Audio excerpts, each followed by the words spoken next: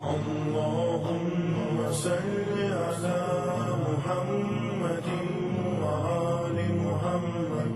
اللهم صل على محمد وآل محمد.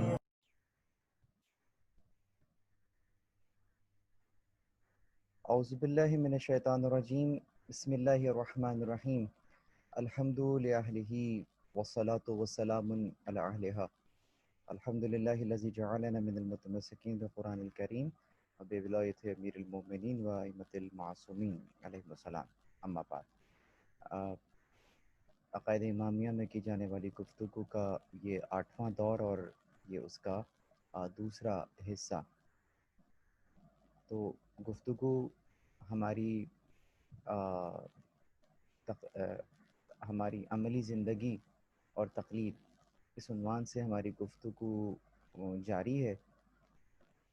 عرض یہ کر رہا تھا کہ حکم خدا وہ قانون کہ جو کہ تشریعی قانون ہے، کہ جس تک ہم نے اور آپ نے جو حکم خدا کا معلوم کرنا ہے، اس کے لیے جن منابع کی ہمیں ضرورت ہے وہ ان کی زبان عربی ہے. اور اگر ہم اس زبان سے آشنا نہیں ہیں، ان قواعد اور اصول اور ضوابط سے آشنا نہیں ہیں، تو پھر ہم ان کی حقیقت تک نہیں ان کو درک کر سکیں گے. شاید کسی کے ذہن میں یہ ہو کہ ائمہ علیہم السلام نے تو بہت ساری روایات ہمارے حوالے کی ہیں، بہت ساری اقوال ہمارے سامنے موجود ہیں، تو خود ہم ان کو پڑھ کر اپنے مسئلے حل کیوں نہیں کر لیتے؟ بہت اچھا ہے. یقیناً انسان کے پاس 3 راستوں میں سے انہیں کسی ایک راستے کا انتخاب کرنا ہوتا ہے. نمبر 1، یا تو یہ کہ وہ خود اتنا قابل ہو کہ وہ حکم خدا کو ان منابع سے درک کر لے. نمبر 2، اسے حکم کا نہیں معلوم اور وہ تقلید بھی نہیں کرنا چاہتا، تو وہ احتیاط پر عمل کرے، کہ جس کے اندر حکم خدا پر بہرحال عمل ہو جائے. مثلا مثال کے طور پر اگر میں آپ سے کہوں کہ تیسری اور چوتھی رکعت میں آپ کو تسبیحات اربع کتنی مرتبہ پڑھنی ہے؟ 1 مرتبہ، 3 مرتبہ، 5 مرتبہ یا 7 مرتبہ مثلا. تو اس میں کوئی شخص جو ہے وہ انہیں 7 مرتبہ ادا کر لے، اور اس کے اندر یقیناً حکم خدا یا 1 مرتبہ ہوگا یا 3 مرتبہ ہوگا یا 5 مرتبہ ہوگا یا 7 مرتبہ ہوگا. تو اگر آپ نے 7 مرتبہ تسبیحات پڑھ لیں تو حکم خدا پر بہرحال عمل ہو جائے گا. تو اس مقام پر احتیاط جو ہے وہ کی جا سکتی ہے. یا کوئی ایسا کام انجام دیا جائے کہ مثلا کہ آج کے دن جو خاص دن ہے، نوروز کا ہے دن مثلا، خدا یا کوئی اور دن ہے، غدیر کا دن ہے، آج جو ہے وہ عید کا دن ہے یا شب عید ہے.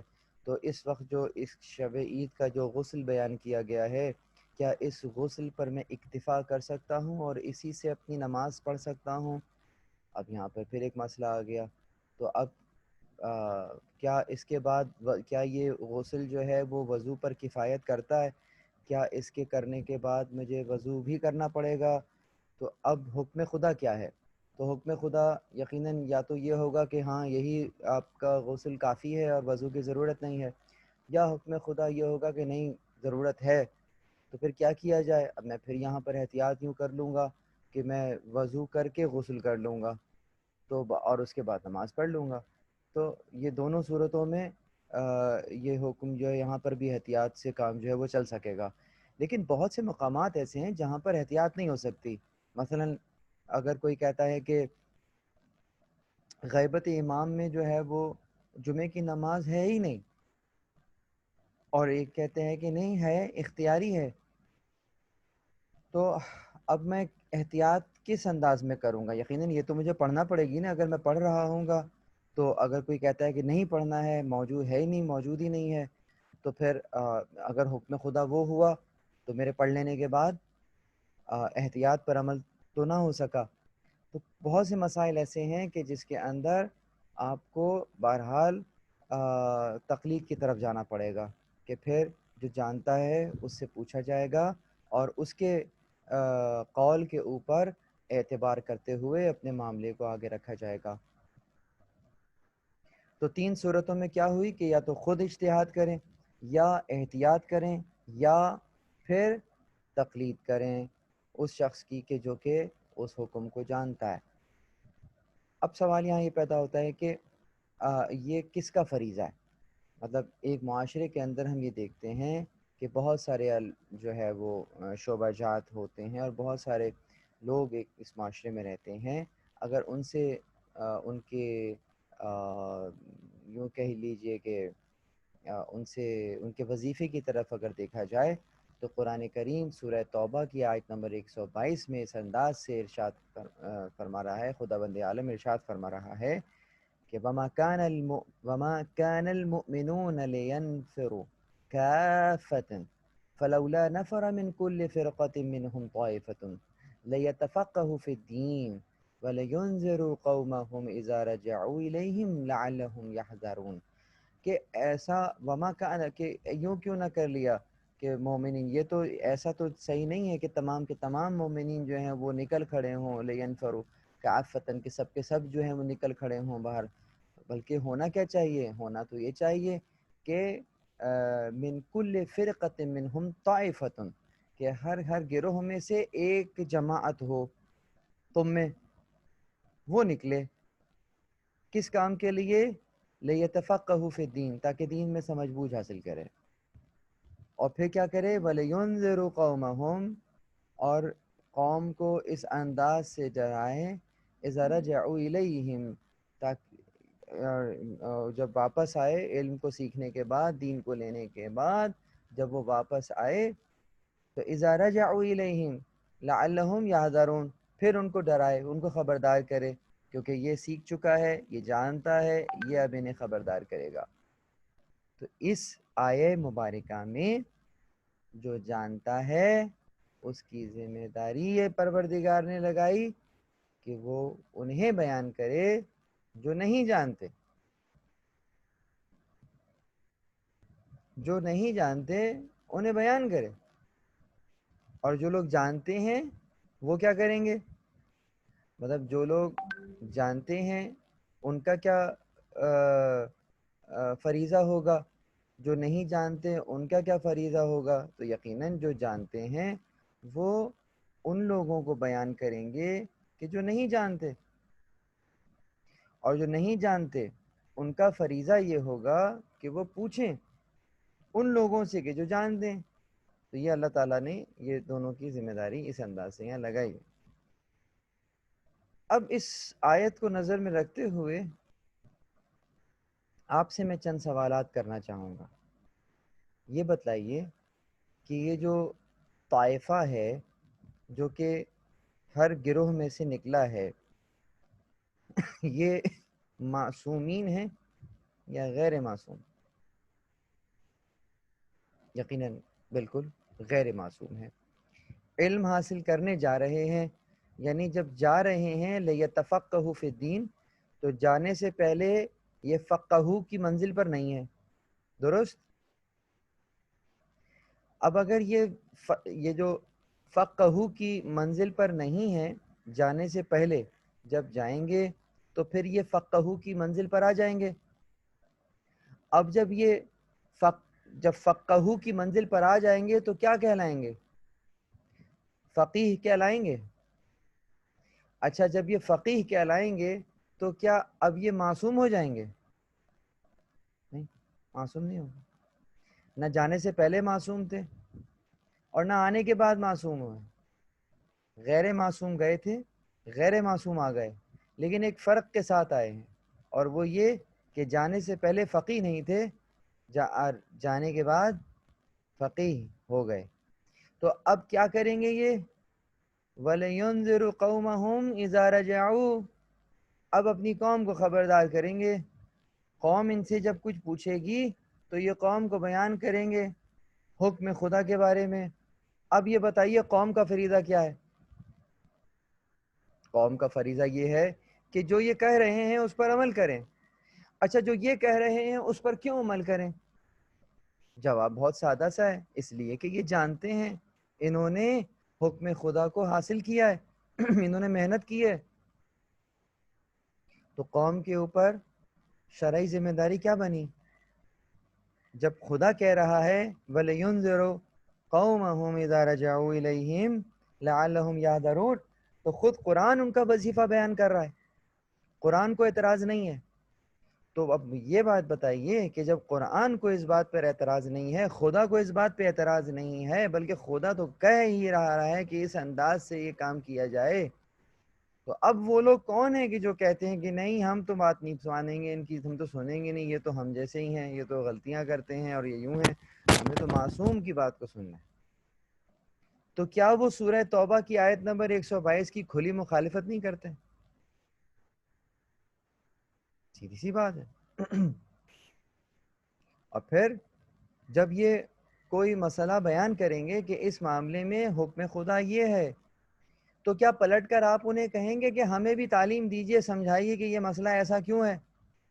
تو وہ مجتہد کہ جس نے 6 یا 7 سال کے اندر اس مسئلے کا حل نکالا ہے، وہ ضروری نہیں سمجھتا کہ آپ کو وہ تمام کے تمام عوامل سے بھی آگاہ کرے، اگرچہ اس مسئلے کی دلیل اس کے پاس موجود ہے، لیکن آپ کے لیے دلیل کا ہونا ضروری نہیں ہے، آپ کے لیے بس اتنی ہی دلیل کافی ہے کہ میں نے ان سے پوچھا ہے، انہوں نے یہ کہا ہے۔ ایک مسئلہ۔ دوسرا مسئلہ یہ کہ ہم جب کسی سے تقلید، کسی کی بات کو سن کر تقلید کر رہے ہوتے ہیں، تو ہم اس شخص کی تقلید نہیں کر رہے، اس شخص کی تقلید نہیں ہو رہی۔ حق غور کیجئے، حکم خدا کا معلوم کیا جا رہا ہے، دیکھا جا رہا ہے کہ اس معاملے میں خدا کا حکم کیا ہے، پیروی حکم خدا کی جا رہی ہے۔ مثلا اس وقت اگر کاش کہ ایسا ہو سکے، جو مثال دے رہا ہوں سامنے تصویر موجود ہے، اگر خامنہئی صاحب اس وقت میرے غریب خانے پہ تشریف لے آئیں، مثلا مثال دے رہا ہوں، اگرچہ بہرحال احترام اپنی جگہ ہے، وہ سب بہرحال مثال کو مثال ہی رہنے دیجیے گا، اگر وہ کہتے ہیں کہ جناب میرے لیے جو ہے وہ فلانا جو ہے وہ شے جو ہے وہ پیش کی جائے میرے لیے، تو مجھ پر شرعاً واجب نہیں ہوگا۔ اگر وہ اپنا کوئی ذاتی کام مثلا مجھ سے کہیں کہ یہ کریں، تو مجھ پر شرعاً واجب نہیں ہوگا، لیکن اگر وہ یہ کہیں کہ فلانا حکم جو ہے اس معاملے میں حکم خدا ہی ہے، تو اب میرے اوپر اس پر عمل کرنا، اگر تو وہ وجوب کی بات کر رہے ہیں تو واجب ہوگا، اگر وہ استحباب کی بات کر رہے ہیں تو اس کا انجام دینا مستحب قرار پائے گا دلیل کے ساتھ۔ اور دلیل کیا ہوگی؟ یہی دلیل ہوگی کہ میں نے فقیہ سے پوچھا ہے۔ تو اس کا مطلب یہ ہوا کہ جو فقیہ سے مسئلہ دریافت کیا جا رہا ہوتا ہے یا فقیہ خود بیان کر رہے ہوتے ہیں، تو ان کے کہنے پر جو عمل کیا جا رہا ہوتا ہے، وہ اس کو غلامی کا کنسپٹ نہ لیا جائے، ان کو کسی یوں نہ کہا جائے کہ جس طریقے سے کہ آپ ان کی غلامی کر رہے ہیں، نہ حکم خدا کی آگے سر تسلیم خم ہو رہا ہے۔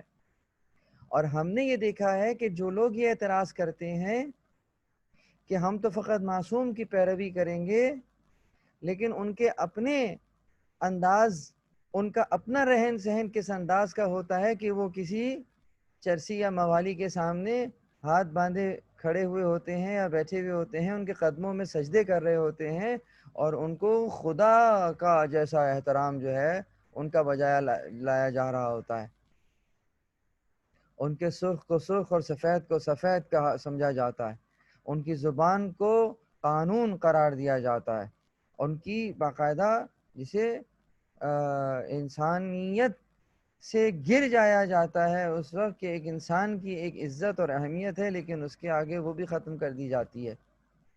لیکن جب وہی انسان حکم خدا کو معلوم کرنے کے لیے کسی ماہر سے رائے لیتا ہے، تو وہاں پہ کہا جاتا ہے کہ جناب یہ آپ جو ہے یہ کیا کر رہے ہیں۔ تو چنانچہ یہ بہت ہی اہم مسئلہ ہے۔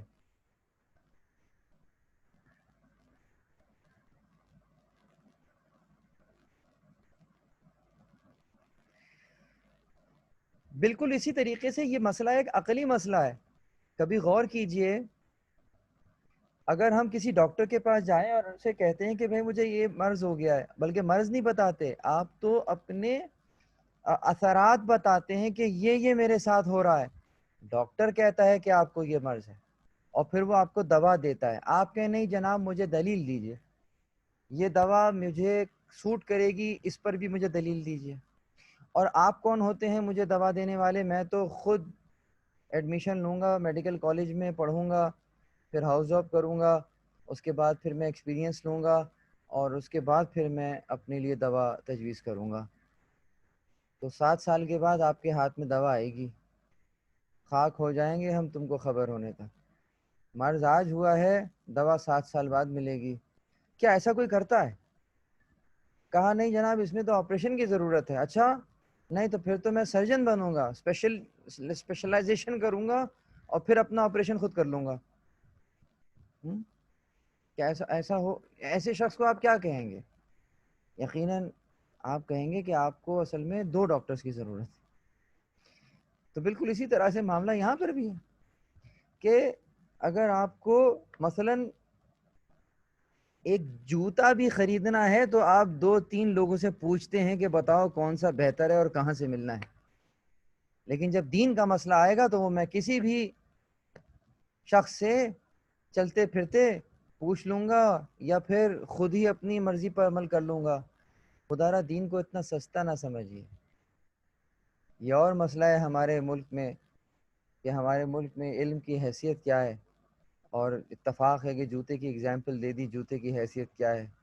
میں نے جوتے کو ایئر کنڈیشن دکانوں میں شیشے میں رکھا ہوا بکتے ہوئے دیکھا ہے، لیکن کتابوں کو اسی دکان کے باہر فٹ پاتھ پہ بکتے ہوئے دیکھا ہے۔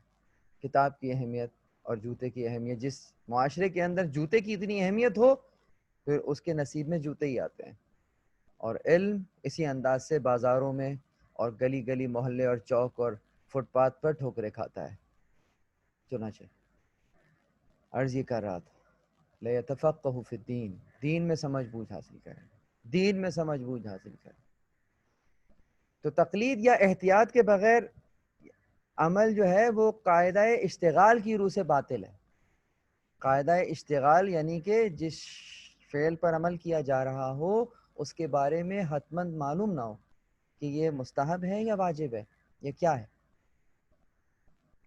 تو عمل درست ہونے میں پھر اشکال ہے اس میں ظاہر کیا جاتا ہے کہ آیت اللہ خوئی بھی فرماتے تھے کہ مشکل ہے اس کا عمل صحیح ہونا اگر اسے معلوم نہیں ہے کہ جو کام کیا جا رہا ہے وہ کیوں انجام دیا جا رہا ہے۔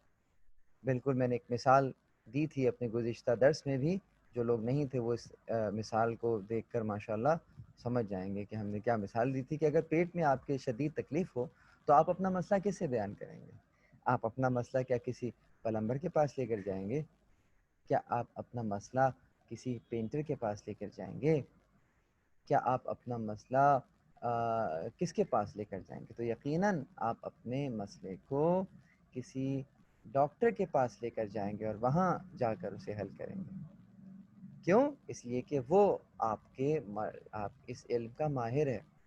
تو بس اگر آپ کے پیٹ میں شدید تکلیف ہے تو آپ ڈاکٹر کے پاس جاتے ہیں، تو اب اگر آپ کو کوئی دین کا مسئلہ ہو تو اس میں کسی دینی مرجع کی طرف رجوع کرنے میں بہت سے لوگوں کو پیٹ میں درد کیوں ہوتا ہے؟ تو اس درد کا علاج جو ہے وہ تو ڈاکٹر کے پاس بھی نہیں ہے۔ تو بہرحال سوال یہاں اسی سے آگے بڑھتے ہیں کہ یہ جو اب ایک اعتراض کیا جاتا ہے کہ بھائی جس آیت کو آپ نے بیان کیا تھا فَاسْأَلُوا أَهْلَ الذِّكْرِ إِن كُنتُمْ لَا تَعْلَمُونَ، یہ تو معصومین کے لیے آیت ہے، اس کے لیے تو معصوم ہونا چاہیے، اہل ذکر سے مراد معصوم ہے۔ جی ہاں بالکل ٹھیک ہے، ایک روایت موجود ہے کہ اہل ذکر سے مراد جو ہے وہ معصوم ہے۔ اصلاً مسئلہ کیا ہے؟ مسئلہ یہ ہے کہ قرآن کی جو آیت سورہ نحل کی 43 نمبر کی اور سورہ انبیاء کی 7 نمبر کی آیت ہے فَاسْأَلُوا أَهْلَ الذِّكْرِ إِن كُنتُمْ لَا تَعْلَمُونَ، اہل ذکر سے پوچھو اگر تم نہیں جانتے۔ تو مسئلہ کیا ہے؟ اس آیت کے مصادیق بہت ہیں، دیکھا جائے گا کہ یہ آیت جو ہے وہ کب اور کس وقت اور کس انداز سے پڑھی جا رہی ہے۔ مثلا روایات میں اہل ذکر سے مراد اصلاً تفسیر میں دیکھا جائے تو اہل کتاب ہیں، علماء یہود ہیں، اور کہا گیا ہے کہ دیکھو اگر تم نہیں جانتے، ہم نے اس سے پہلے بھی بہت سے پیغمبر بھیجے ہیں اور ان پر ہم نے کتاب اتاری ہے، اگر تم نہیں جانتے تو جو اہل کتاب ہے ذرا ان سے پوچھ لو، وہ بتائیں گے کہ ہاں ہماری کتاب میں بہت سارے انبیاء کے نام ہیں جن کو پروردگار نے بھیجا ہے، جن پر پروردگار نے اپنے صحیفے نازل کیے ہیں۔ تو پہلے مصداق تو پھر علماء یہود ہو جائیں گے، اور وہ علماء ہو جائیں گے یا وہ قومیں ہو جائیں گی جن کو ہم نے کتاب دی ہے اور ان کتاب کا علم رکھتے ہیں۔ تو یہاں پر یہ آیت کا پہلا مصداق، ٹھیک ہے، بلکہ یوں کہیے کہ وہ ایک یہ جو آیت ہے اس نے ایک قاعدہ کلی بیان کیا ہے۔ یہ پہلے درجے کے اندر وہ علماء بیان کیے جائیں گے، یعنی کہ جب رسول اللہ کی نبوت پر سوال ہوگا کہ رسول نبی ہیں یا نہیں ہیں، کیا خدا نے کسی کو بھیجا ہے یا نہیں بھیجا ہے، تو اس مرحلے میں جب یہ آیت پڑھی جائے گی تو مراد وہ اہل کتاب لیے جائیں گے کہ جو کہ رسول اللہ سے پہلے کی شریعتوں پر عمل کر رہے تھے، یا پہلے کے انبیاء کے اوپر جو ہے وہ ان کا ایمان تھا۔ لیکن جب مقام اس بارے میں ہو کہ جب احکام فرعیہ سے ہو، یعنی کہ کسی دین اسلام کے بارے میں سوال کیا جا رہا ہو، اس کے کسی جز کے بارے میں پوچھا جا رہا ہو، تو پھر یہاں اہل ذکر سے مراد نبی اکرم صلی اللہ علیہ وآلہ وسلم اور ائمہ معصومین علیہم السلام کی ذات جو ہے، ذوات مقدسہ جو ہیں، وہ یہاں پر قرار پائے گی۔ اور بالکل اسی طریقے سے جب معصومین سے ارتباط ممکن نہ ہو، مثلا اگر امام جو ہیں وہ سامرہ میں ہیں تو وہ شخص جو رائے میں ہے وہ امام سے کیسے تعلق قائم کرے؟ جو نیشاپور میں ہے وہ امام تک کیسے پہنچے؟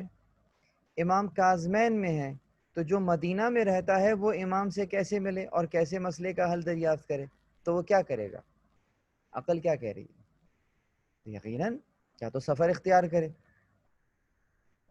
اور یا پھر امام کو کوئی خط بھیجے اور وہاں سے اس کا جواب لے، امام کے کسی نمائندے سے ملے، یا اگر کوئی ایسا قابل ترین شخص انہی کی جماعت میں موجود ہے کہ جو کہ علوم آل محمد سے متمسک ہے اور امام کے فرامین کو جانتا ہے ان لوگوں میں سب سے بہتر، تو پھر حق رکھتا ہے کہ اس سے پوچھا جائے اور وہ بیان کرے۔ تو جہاں امام سے رابطہ ممکن نہ ہو، معصومین سے ارتباط ممکن نہ ہو، تو فقہا کی طرف رجوع کرنا مراد ہوگا کہ ان سے پوچھ لو اگر تم نہیں جانتے۔ تو پس عرض کر رہا تھا کہ آیت کے مصادیق مختلف ہیں، مختلف اوقات میں، اور یہی قرآن کی بیوٹی ہے کہ آیت رہتی دنیا تک کے لیے آیت ہے، یقیناً اس کے مصادیق جو ہیں وہ بدل جائیں گے۔ اب سوال یہ پیدا ہوتا ہے کہ کن امور میں تقلید ضروری ہے اور کن امور میں تقلید ضروری نہیں ہے۔ تو اصول دین ہم یہ دیکھ لیتے ہیں کہ وہ کون سے مقامات ہیں جہاں پر تقلید جائز نہیں ہے۔ تو جہاں تقلید جائز نہیں ہے وہ مقام اگر ہمیں سمجھ میں آ جائیں تو پھر ہمیں وہ مقام بھی سمجھ میں آ جائیں گے کہ جہاں پر تقلید کا کرنا جو ہے وہ جائز ہوگا۔ جہاں تقلید جائز نہیں ہے وہ مقام اصول دین کا مقام ہے۔ اصول دین کے اندر ہم دیکھتے ہیں کہ تقلید کو پروردگار نے جائز نہیں قرار دیا۔ مثلا پروردگار دلیل چاہتا ہے، تمہارے پاس دلیل ہونا چاہیے۔ اِنَّا وَجَدْنَا آبَانَا عَلَىٰ أُمَّةٍ وَإِنَّا عَلَىٰ آثَارِهِمْ مُقْتَدُونَ، سورہ زخرف کی آیت نمبر 30 یہاں بیان کیا گیا کہ ہم نے اِنَّا وَجَدْنَا، ہم نے دیکھا، آبَانَا، ہم نے اپنے آباء و اجداد کو پایا، عَلَىٰ أُمَّةٍ، اور ہم جو ہیں وہ ان کے آثار پر عمل کر رہے ہیں۔ تو ان کے پاس کوئی دلیل نہیں تھی ماں سوائے اس کے کہ وہ ایک امت کے اوپر، ایک امت کے کاموں کے اوپر بالکل منون عمل کر رہے تھے۔ یہ دلیل رد ہے۔ بالکل اسی طرح سے جب کہا گیا، کچھ اور لوگوں کو جب ٹوکا گیا تو انہوں نے جواب دیا وَإِذَا قِيلَ لَهُمْ تَعَالَوْا إِلَىٰ مَا أَنزَلَ اللَّهُ وَإِلَىٰ الرَّسُولِ، اور جب ان سے کہا گیا کہ بلاؤ اس طرف آ جاؤ کہ جو کہ اللہ اور اس کے رسول نے نازل کیا ہے، تو انہوں نے کہا حسبنا ما وجدنا علیہ آبانا، ہمارے لیے تو وہی کافی ہے جو ہمارے آباء و اجداد جو ہے جس پر تھے. تو قرآن نے کہا کہ کان آباؤہم لا یعلمون، ان کے آبا تو کچھ جانتے ہی نہیں تھے، ولا یہتدون، نہ ہی وہ ہدایت یافتہ تھے. تو اس کا مطلب یہ ہے کہ اگر وہ جانتے ہوتے اور اگر وہ ہدایت یافتہ ہوتے تب تو جو ہے وہ کسی کی بات کو مانا جا سکتا ہے کسی قول کے بارے میں. لیکن اگر کوئی ہدایت یافتہ بھی نہ ہو اور جانتا بھی نہ ہو تو کیوں کہ اس کی بات پہ عمل کیا جائے گا. اگرچہ یہ آیت جو ہے وہ عقائد کے عنوان سے، کیونکہ یہ لوگ بتوں کو پوجا کرتے تھے، یہ لوگ شرک کیا کرتے تھے، ایسے افعال انجام دیا کرتے تھے کہ جو کہ توحید سے ٹکرا رہے تھے. تو ان سے جب پوچھا گیا یہ کیا کر رہے ہو تو کہتے تھے کہ ہم نے تو اپنے آباء و اجداد کو یہ کرتے ہوئے پایا. یعنی جب ان کو وحدانیت کی طرف بلایا گیا تو انہوں نے پلٹ کر اپنے آباء و اجداد کی روش کو سامنے رکھ دیا. ارے ہمارے ہاں تو یہ ہوتا چلا آیا ہے، ارے یہ تو شروع سے ہو رہا ہے، ارے یہ تو ہماری نانی اماں جو ہے وہ فلانا کام یہ کیا کرتی تھیں ہیں. تو یہ روش بڑی خطرناک ہے، یہ نہیں ہونی چاہیے. بہرحال خدا نخواستہ میں اس وقت عقائد کے میدان میں بحث کر رہا ہوں. یہ کسی بھی قسم کی مماثلت جو ہے یہ محض اتفاق ہو سکتی ہے. تو چنانچہ آگے یہ اصول دین ہے، یہاں پر تقلید جو ہے وہ جائز نہیں ہے. تو موضوعات میں تقلید جو ہے وہ بھی ہم نے دیکھا کہ وہ جائز نہیں ہے. مثلا موضوعات جسے ہم کہتے ہیں موضوعات خارجیہ، ان میں جو ہے وہ تقلید جو ہے وہ جائز نہیں ہے. مثلا اگر یوں کہہ لیجئے کہ جو بہت سارے عوامل ایسے ہیں کہ جس کے اندر جو کہ امر محسوسہ سے متعلق رکھتے ہیں، وہاں پر تقلید جو ہے وہ ضروری نہیں ہے. بلکہ ہو سکتا ہے کہ جو مقلد ہے وہ زیادہ نالجیبل ہو بنسبت فقیہ کے. اب مثلا اگر میں ایک مثال دوں، ایک مثال مردوں کے لیے دے دیتا ہوں، ایک مثال خواتین کے لیے دے دیتا ہوں. مثلا مردوں کے لیے مثال دے دیں، بہت سارے ہمارے یہاں مسائل یہ ہوتے ہیں کہ جناب ہم جب نماز پڑھ رہے ہوں تو کسی حرام جانور کا لباس آپ نے جو ہے نا اس کی کھال سے بنا ہوا لباس نہ پہنا ہوا ہو. بہت سے لوگ پریشان ہو جاتے ہیں. اکثر جیسے پینٹ شرٹ میں نماز ہو رہی ہوتی ہے اور انہوں نے بیلٹ لگائی ہوئی ہوتی ہے جو چمڑے کی ہوتی ہے، اب ان کو معلوم نہیں ہوتا ہے کہ چمڑا کون سا چمڑا ہے. تو اب بہت سارے لوگ جو ہیں پریشان ہو جاتے ہیں کہ بھائی اس میں نماز ہو سکتی ہے کہ نہیں ہو سکتی. تو یہ خود ایک مسئلہ ہے کہ نجاست کو لے کر نماز ہو سکتی ہے یا نجاست کے ساتھ نماز ہو سکتی ہے. تو نجاست کو لے کر نماز پڑھنا اور نجاست کو ساتھ نماز پڑھنا میں فرق ہے. تو بہرحال ابھی میں لباس کی بات کر رہا ہوں کہ ایسی چیز سے آپ نے لباس پہنا ہوا ہے جو کہ کسی حرام جانور کا ہے تو یقیناً مطلقاً اس کے اندر جو ہے وہ آپ کا وہ جائز نہیں ہے. آپ کی صدر جو ہے اگر اس سے چھپی ہوئی ہے تو وہ آپ کے لباس کے عنوان سے اس جائز نہیں ہے. لیکن سوال یہ پیدا ہوتا ہے کہ جب آپ کو یہ فتویٰ تو موجود ہو گیا، ٹھیک ہے کہ جناب وہ آپ کے لیے جائز ہے ناجائز ہے، پتہ چلا کہ نہیں جناب وہ جائز نہیں ہے. لیکن جو کھال میں نے اس وقت پہنی ہوئی ہے، جو کپڑا میں نے پہنا ہوا ہے، اس میں کیا استعمال ہوا ہے اور کتنا استعمال ہوا ہے، یہ کون بتائے گا؟ اگر ہم نے کہا کہ جناب میں فلانا روغن لگانے کے بعد جو ہے وہ وضو کر سکتا ہوں، مسح ہو جائے گا، تو فقی یہ نہیں کہہ سکتا کہ جناب وہ روغن جو ہے وہ کھال میں کتنا جذب ہو گیا ہے نہیں ہوا ہے، اس کی ماہیت کیا ہے، کیفیت کیا ہے، فقی کو نہیں معلوم. فقی حکم دیں گے کہ اگر تو کھال تک پانی پہنچنے میں رکاوٹ ہے تو وضو نہیں ہے. اب یہ فیصلہ کون کرے گا کہ کھال تک پہنچ رہا ہے یا نہیں پہنچ رہا؟ آپ کریں گے. ٹھیک ہے. تو اس طرح سے بہت سے خواتین کے لیے مثال دے دیں، مثلا آپ نے مہندی لگائی ہے اور اس کے بعد آپ وضو کر رہے ہیں تو ہو جائے گا. تو جواب پھر وہی آئے گا کہ بھائی جو بھی چیز لگائی ہے کیا وہ لیئر بنا رہی ہے، کھال تک پانی کے پہنچنے میں وہ کوئی رکاوٹ ہے؟ تو اس کا فیصلہ فقی نہیں کریں گے، یا آپ کریں گے یا وہ مہندی بنانے والی کمپنی کرے گی کہ یہ کیا چیز ہے، یہ کیمیکل ہے کیا یہ لیئر قائم کر رہا ہے. بہت سارے لوگ اپنے ہاتھ پر، اب تو مہندی کے ڈیزائن ایسے آ جاتے ہیں نا کہ جو لوگ اکثر پیسٹ کر لیتے ہیں اوپر، ٹھیک ہے، تاکہ جب چاہو نکال دو جب چاہو. تو کیا وہ آپ کی کھال تک پانی پہنچنے میں رکاوٹ بن رہا ہے؟ اگر ہے تو پھر اس میں وضو جائز نہیں ہے، وضو نہیں ہو سکتا، باطل ہے وضو. جب وضو نہیں ہوگا تو نماز بھی نہیں ہوگی. بہرحال نیل پالش آپ نے لگائی ہوئی ہے تو کیا وضو ہو جائے گا؟ یقیناً نہیں ہوگا، اس لیے کہ کھال تک پانی ہی نہیں پہنچا، ناخنوں تک پانی نہ پہنچا. اس طرح کے بہت سے مسائل ہیں. تو اگرچہ برادران کے اندر مسائل کچھ اور ہیں، وہاں پر ان کے ہاں کچھ معاملات کے اندر کافی چھوٹ ہے. تو ضروریات دین اور یقینیات میں جو ہے تقلید جو ہے وہ نہیں ہو سکتی. مثلا نماز ہے، روزہ ہے، حج ہے، اور ان کا وجوب ہے یقیناً، یہ ان کی جو حیثیت ہے اس کے لیے تقلید کی ضرورت نہیں ہے. نماز کے وجوب پر، نماز کے ہونے، نماز کے دین میں نماز ہے یا نہیں ہے، دین میں حج ہے یا نہیں ہے، دین میں زکوٰۃ ہے یا نہیں ہے، یہ لوازمات دین جتنے بھی ہیں ان کے جو یقینیات ہیں ان میں تقلید نہیں ہے. میں کسی مجتہد سے نہیں پوچھوں گا کہ جناب روزہ رکھنا چاہیے نہیں رکھنا چاہیے. نہیں، روزہ رکھنا چاہیے، ٹھیک ہے، لیکن بسا اوقات ان کے جزیات کے بارے میں اگر کہیں کچھ ہوگا، مثلا نماز قصر ہو گئی ہے یا نہیں ہو گئی ہے، ہاں یہ سوال کر لیجیے، یہ سوال ہو سکتا ہے. لیکن نماز اصلاً ہے یا نہیں ہے یہ سوال نہیں ہو سکتا. کن پر تقلید واجب ہے؟ بہت آسان سا سوال ہے اور بہت ہی آسان سا اس کا جواب ہے کہ ہر مکلف کے لیے اجتہاد، احتیاط یا تقلید میں سے کسی ایک راہ کا انتخاب کرنا واجب ہے. اب یہ واجب کون سا واجب ہے، اس میں بحث. اس وجوب کی کیفیت کیا ہے؟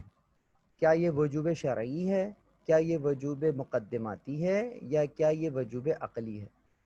وجوب شرعی جو کہ نص سے ثابت ہو کہ جناب یہ کام جو ہے آپ پر کرنا ضروری ہے، آیت موجود ہو یا روایت موجود ہو. وجوب عقلی وہ کہ جو کہ عقلاً واجب ہو، ایک کام جو کہ عقلاً واجب ہو، ضروری ہو، تو یقیناً وہ اس کا وہ چیز واجب ہو جائے گی.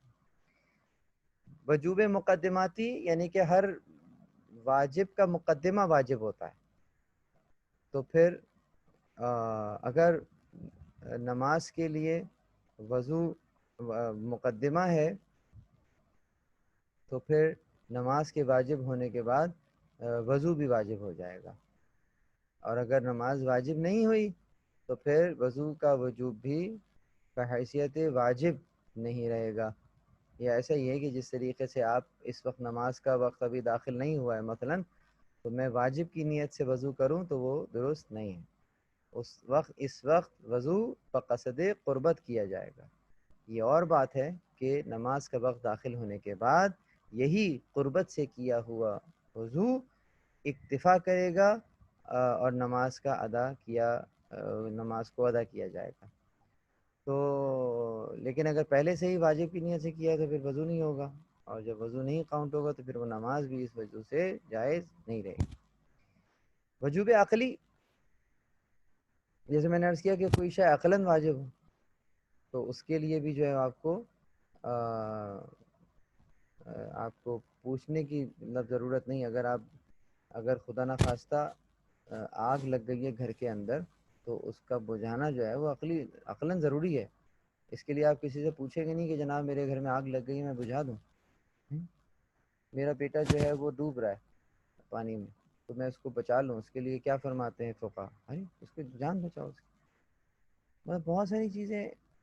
اب اگر فار ایگزامپل اگر مجھے، یہ تو ایک طرف سے بات ہو گئی، دوسری طرف سے آئیے، دوسری طرف سے یہ کہ اگر مجھے اسلامی منابع کی طرف نظر کرنی ہے اور اس کی زبان جو ہے وہ عربی ہے، تو جب تک میں عربی نہیں جانوں گا میں اس کو پڑھوں گا کیسے؟ تو عربی لغت کا سیکھنا، عربی زبان کا سیکھنا یہ بھی عقلاً واجب ہو جائے گا. یقیناً جب یہ سیکھو گے تو آگے تک جاؤ گے، اور جب وہ پڑھو گے تو پھر مسئلہ معلوم ہوگا. تو یقیناً یہ پھر ہر مکلف کے اوپر جو ہے وہ تقلیدی انداز سے ہر بالغ، ہر عاقل کو کچھ امور کو واقعے کے مطابق بجا لانا جو ہے وہ ضروری ہے. بس ان کا جاننا یا تو بذات خود ضروری ہے یا کسی جاننے والے کی پیروی کر کے بجا لانا جو ہے وہ ضروری ہے. اب سوال یہ پیدا ہوتا ہے کہ یہاں تک میں آپ کو لے آیا ہوں. انشاءاللہ اگلے حصے میں ہم مجتہد جامع و شرائط کی جو شرائط ہیں وہ کیا ہوتی ہیں اس کے اوپر نظر کریں گے. تب تک کے لیے اجازت. والسلام علیکم ورحمۃ اللہ وبرکاتہ.